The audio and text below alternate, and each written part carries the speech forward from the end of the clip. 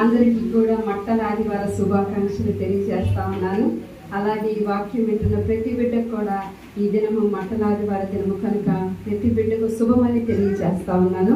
అయితే ఈ దినం ఏంటంటే పామ్ సండే అని చెప్తా ఉంటారు ఇంగ్లీష్లో. అలాగే మట్టల ఆదివారము, అలాగే మ్రాణి కొమ్మల ఆదివారం అని అంటూ ఉంటారు. మ్రాణి కొమ్మల ఆదివారం అంటే ఇక్కడ ఖర్జూరపు మట్టల గురించి తెలియజేస్తా ఉన్నారు.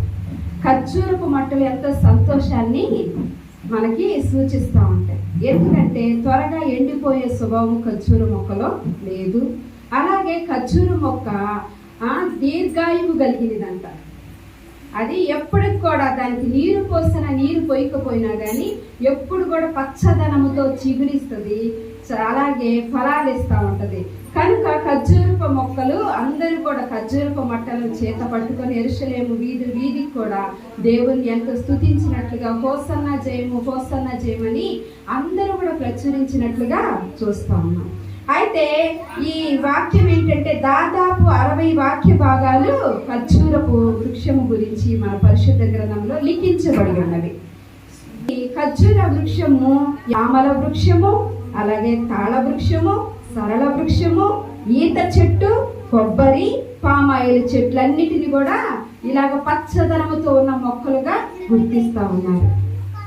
అయితే దీనిలో 7 భాగాలుగా విభజించబడి ఉన్నాయి.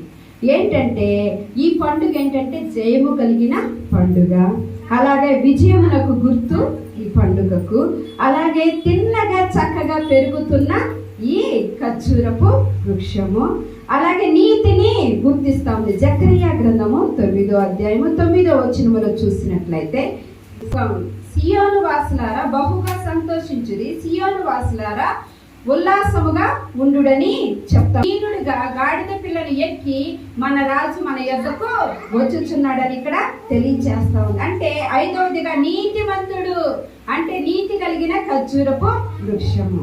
6వదిగా ఏంటంటే దీర్ఘకాలము ఉండునంట. ఈ మొక్క దీర్ఘకాలము ఉండును. చూస్తే ఇక్కడ కీర్తనలు 92:15 చూసుకున్నాం. ఈ వృక్షం ఏం చెప్తుందంటే ముసలితనమందు ఈ వృక్షము చిగురిచ్చిద్దంట, సారము కలిగి పచ్చదనముతో ఉండిద్ది. అట్లాగే కీర్తనలు 46:4 చూసినట్లయితే ముదిమి వచ్చే వరకు ఎత్తుకున్న